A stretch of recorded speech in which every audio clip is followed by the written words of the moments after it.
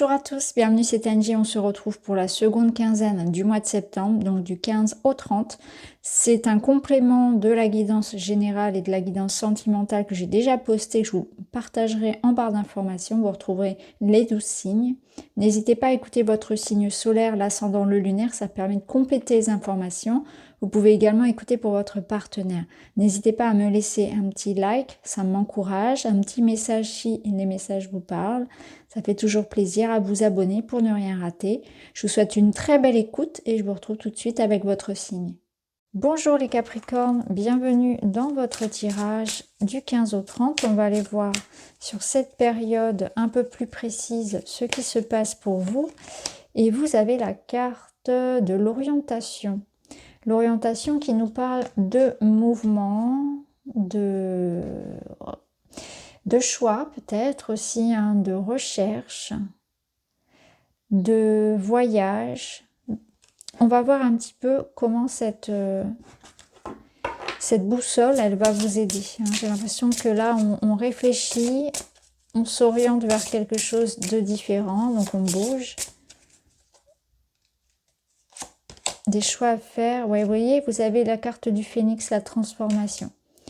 Donc des réflexions, des décisions qui vont être prises pour amorcer un changement dans votre vie, une forme de renaissance. On est sur le 13, donc il y a quelque chose qui se transforme, qui évolue, mais comme quelque chose de très radical, avec la notion de tri, de ne pas revenir aussi sur sa décision, de laisser derrière soi quelque chose. Donc changement radical, nouveau départ. Des réflexions ici, on trouve sa voie, on a une forme de clarté sur ce que l'on veut, on transforme une situation, on renaît, hein, peut-être aussi par rapport à une décision. Alors on va voir avec le tarot. Le magicien, le nouveau départ et le 9 de bâton. Ok. Là, le magicien nous parle d'un potentiel. On est sur le 1, on vous dit qu'il est temps de passer à l'action. Il est temps d'entreprendre la transformation, les changements, de prendre la nouvelle voie que peut-être vous aviez mis en attente. Il y a une question de procrastination, d'hésitation, et là, il n'est plus temps en fait.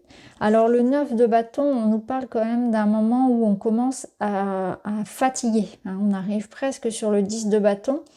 On vous dit qu'il faut tenir bon encore quelques temps, que les choses sont en train de se mettre en place et qu'il est justement, il est temps d'agir, il est temps de prendre la décision qui s'impose parce que justement, vous pouvez être en train de subir une situation qui de toute façon arrive à son terme. Il y a quelque chose qui de toute façon arrive là sur le 10, donc en fin de cycle, en fin de parcours et on s'essouffle un petit peu. Donc, l'idée d'agir, qu'un potentiel renouveau est possible, que là vous commencez à être fatigué d'une situation, il y a une notion vraiment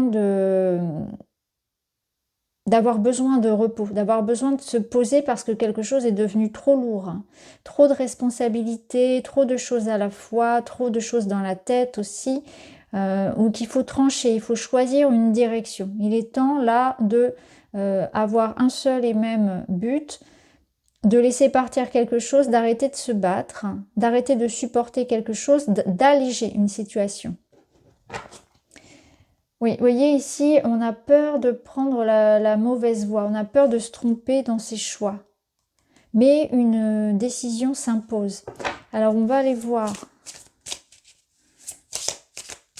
Je pense qu'il y a peut-être des limites à poser, dire stop, mais ça peut être aussi à soi-même. Hein. Arrêter d'avoir autant ici de charge sur soi, sur les épaules. On va voir. Dans le matériel, vous avez cavalier de bâton. Et ouais, il faut penser à soi, c'est exactement ça. Ok, alors, la tempérance qui nous amène du calme, de la paix, un choix qui s'impose ici pour retrouver quelque chose de plus calme, de plus juste. Ok. Cavalier de bâton. On peut être dans la notion d'avoir une envie effectivement de bouger. Hein. Là, ça peut me parler d'un voyage, d'un déménagement, d'une mutation, d'une prise d'action rapide. Hein. Il est temps d'agir. Il y a la notion ici de suivre un élan, de prendre son courage à deux mains et justement de faire les choses hein, dans le domaine de la matière. Alors, on va voir à quoi on peut associer cette énergie. Il y a aussi la notion d'endurance, hein, encore une fois, qui ressort comme dans le 9 de bâton. On s'essouffle peut-être un peu. Le destin qui se met en marche, moi, ça me fait penser à cette transformation-là, où quelque chose s'arrête, quelque chose de nouveau. Ça laisse la place à quelque chose de nouveau, vous voyez, parce qu'en fait, là, on voit qu'il peut y avoir une nouvelle voie qui s'ouvre à vous, un nouveau projet, un nouveau lieu de vie. Un changement de vie, hein, le destin qui se met en place quelque part et ça bouge.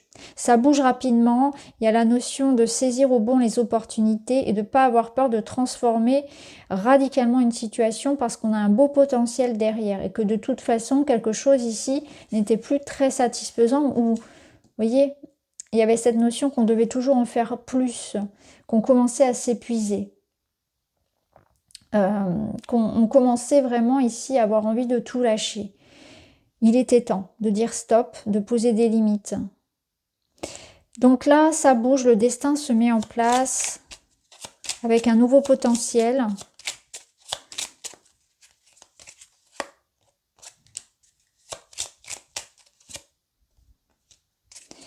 Ok, alors on est clairement sur un nouveau départ.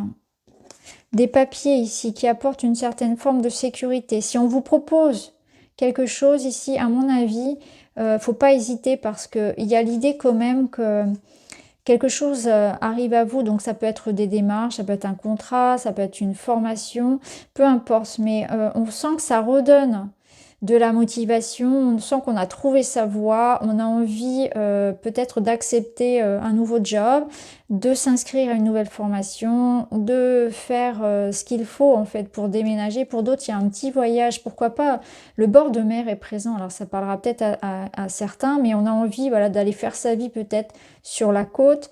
Il est question surtout de retrouver de l'équilibre et de la stabilité. Ça peut nous dire aussi que vous étiez dans l'attente, hein, et là ça a été long, d'un papier, d'une information, d'un résultat, et que là, ça arrive, puisque avec l'encre, il y avait ce poids de l'attente d'une réponse, d'un accord, et que là, le feu vert est donné, et ensuite, on peut y aller, voyez. Donc peut-être qu'il y a des formalités administratives, juridiques, financières, qui se mettent en place, qui vont arriver, qui vont débloquer la situation et la transformer. Au niveau personnel, c'est une invitation à prendre soin de soi. Que vous soyez seul ou en couple, vous avez besoin d'être dans une forme d'autonomie, de liberté. Donc là, on se privilégie. Hein, on se privilégie, on passe du temps pour soi, on prend soin de son corps. On va voir comment ça va résonner avec les autres cartes.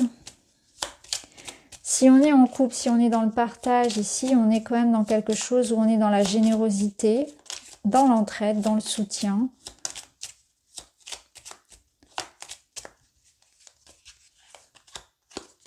Alors, on a un homme ici, on va... Ok, et je vais mettre une carte sur l'homme. On a une transformation qui est la clé. Donc, il y a quelque chose qui s'arrête par rapport à une personne fausse, une personne manipulatrice. On a besoin de prendre du recul par rapport et à se préserver, à se choisir, peut-être même à s'isoler.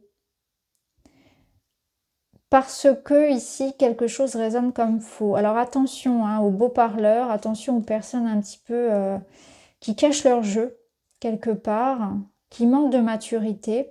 Et pour vous, le choix, il est fait. Hein. Vous préférez vous préserver, vous préférez voilà, passer du temps et investir pour vous-même, pour votre spiritualité, pour votre développement personnel, pour votre bien-être, votre corps, de privilégier ce qui est bon ici pour vous.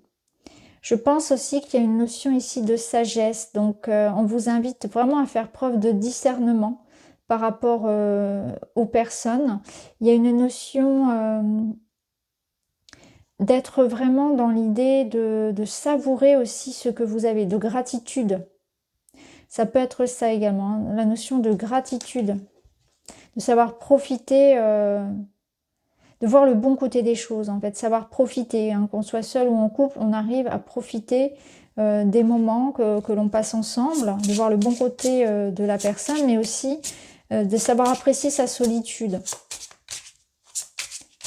On voit que vous avez peut-être aussi pour certains besoin de calme. Hein.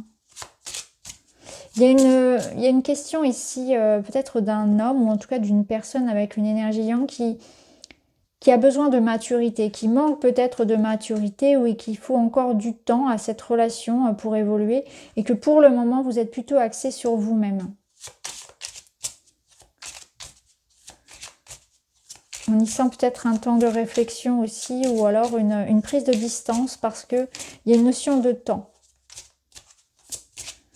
De ne pas être sur la même longueur d'onde non plus. Les souvenirs. Là, les souvenirs, ça peut nous dire qu'on n'entretient pas quelque chose qui est de l'ordre du passé. C'est qu'on regarde la situation comme elle est à l'heure actuelle. Et parfois, on entretient une certaine forme de relation alors qu'elle n'est plus ce qu'elle était auparavant. Vous voyez, la relation a évolué et on reste, on pense pouvoir faire revenir quelque part cette situation comme elle était, mais ça n'est plus. Il y a une situation qui a évolué, qui n'est plus, et il faut arrêter d'alimenter ces fantômes du passé. Ça peut être ça. Ça peut nous dire aussi que là, cette personne, elle appartient au passé. Et qu'il est peut-être temps de laisser partir justement quelqu'un et qu'il est bon de penser à soi, à sa reconstruction, à son bien-être aujourd'hui. Hein. Quelqu'un qui appartient au passé ici, et une notion de maturité parce qu'on prend conscience qu'effectivement, on ne peut pas faire revenir cette personne, on ne peut pas revivre ce qu'était cette relation aujourd'hui. Hein. Il y a quelque chose dont on fait presque le deuil, hein, d'où cette transformation, et que là, il est temps d'investir pour soi, pour son bien-être à soi, de s'épanouir dans une forme de solitude. Alors, on va remettre des cartes par-dessus.